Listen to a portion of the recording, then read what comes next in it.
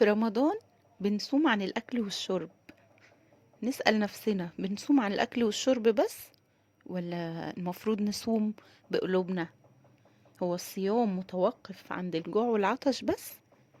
لا، الصيام عبادة مختلفة، عبادة سرية بيننا وبين ربنا، محدش شايفها غير ربنا.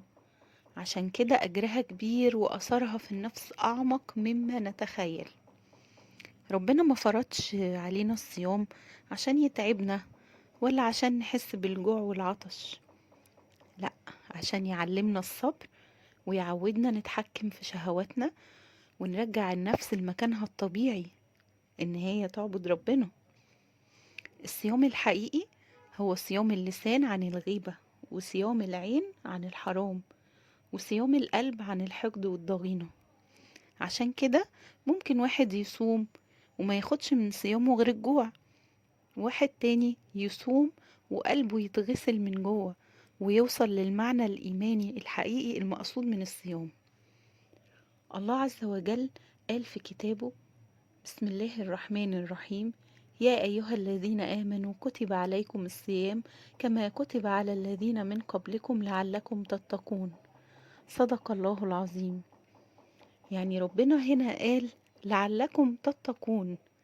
التقوى متعلقة دايما بالقلب وبالروح، وليها معاني أسمى بكتير من مجرد الجوع.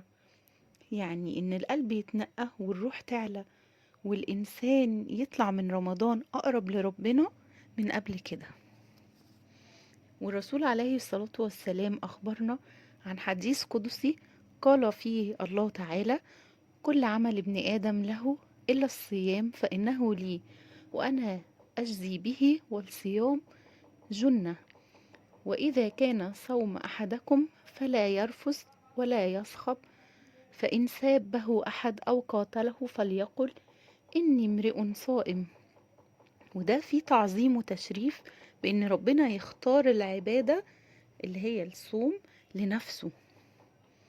ربنا بيضاعف الجزاء من غير تقدير أو حساب عددي، عكس كل الأعمال.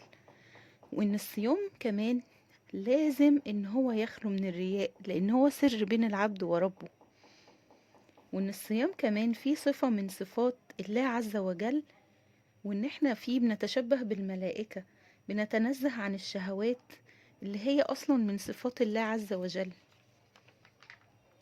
والنبي صلى الله عليه وسلم أخبرنا في الحديث الشريف، قال رسول الله صلى الله عليه وسلم: للصائم فرحتان يفرحهما، إذا فطر فرح بفطره، وإذا لقي ربه فرح بصومه.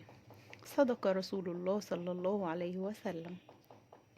يعني الصايم بيفرح فرحتين: فرحة دنيوية لما يتم عبادة الصيام ويلاقي الوقت ان هو خلاص هيفطر، وفرحة دنيوية دينية، وبيفرح فرحة آه،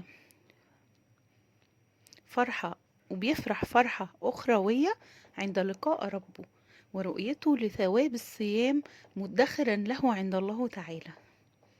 وفي حديث قدسي تاني أخبرنا به النبي صلى الله عليه وسلم قال: والذي نفسي بيده لخلوف فم الصائم أطيب عند الله من ريح المسك. صدق رسول الله صلى الله عليه وسلم. وده بيعرفنا قد إيه طيب نفس الصائم عند ربه، حتى ولو كان مكروه عند الناس. الصيام مش أيام وتعدي، الصيام رسالة لو وصلت لقلبك هتغيرك طول العمر. ودي كانت رسالتنا النهاردة من رسائل هدى. ربنا يجعلنا وإياكم من المقبولين. واللهم تقبل صيامنا، واللهم تقبل صيامنا، وأعنا على صيام الجوارح كما أعنتنا على الصيام عن الطعام. ولا تخرجنا من رمضان إلا وقد غفرت لنا وقربتنا إليك قرب المحبين لك.